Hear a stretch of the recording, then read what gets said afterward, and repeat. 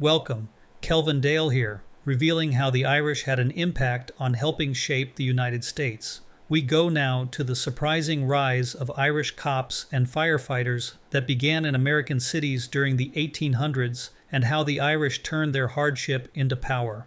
Let's get into it.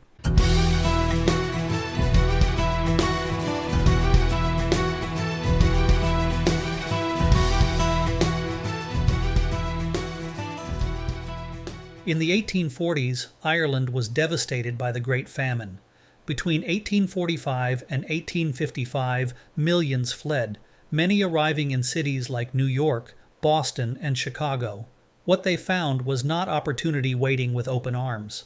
Signs that read, "Irish need not apply," were common. Private employers shut them out. Survival demanded a different path. Municipal jobs became that path. Police work and firefighting were seen as dangerous and low status by the established Anglo-Protestant population.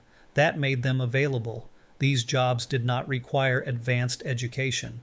They demanded strength, endurance, and resilience. Irish immigrants already had those qualities, forged through canal digging, railroad building, and dock work. Stepping into a firehouse or walking a city beat was a natural transition. Then came politics. In New York City, organizations like Tammany Hall learned how to turn immigrant populations into power. The Irish voted together in tight urban neighborhoods known as wards. Their unity made them a force. In return, political leaders offered jobs.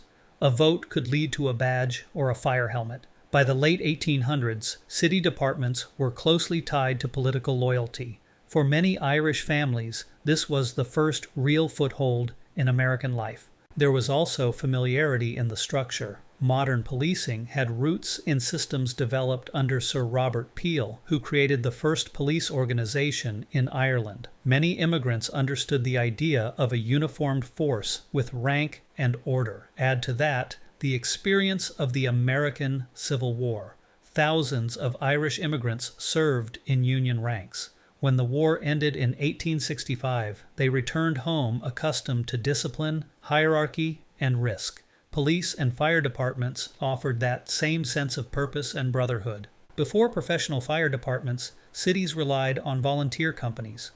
These were more than emergency responders. They were social centers. For Irish immigrants, they offered identity and belonging. Rivalries between companies were fierce. Reputation mattered. Courage was visible. When cities began to formalize fire departments, those same volunteers were first in line for paid positions. Language also played a role. Unlike many immigrant groups, the Irish spoke English. That made them effective in public-facing roles. They could enforce laws, give orders, and communicate under pressure. Their strong Catholic parish networks also mirrored the structure of city precincts, reinforcing loyalty and organization. What began as jobs others avoided became ladders into the middle class. By the early 20th century, wearing a uniform meant stability, a steady paycheck, and a pension. It also meant authority in a society that once rejected them. That transformation built generational strength. It is why today you still see Irish heritage honored in police and fire departments across America, from emerald societies to bagpipes at graduation ceremonies. Where did this trail of discovery take us? We found that the Irish transformed systemic exclusion into a legacy of public service that defines American cities to this day. It shows how a community can turn a struggle for acceptance into a foundation of civic authority. Thanks so much for watching. If you are Irish, your roots are from Ireland, or would like to be among the honorary Irish, you're at the right place. Please take a moment to like, subscribe, click on the notification bell, or even leave me a comment. Until next time, keep that Irish twinkle in your eye.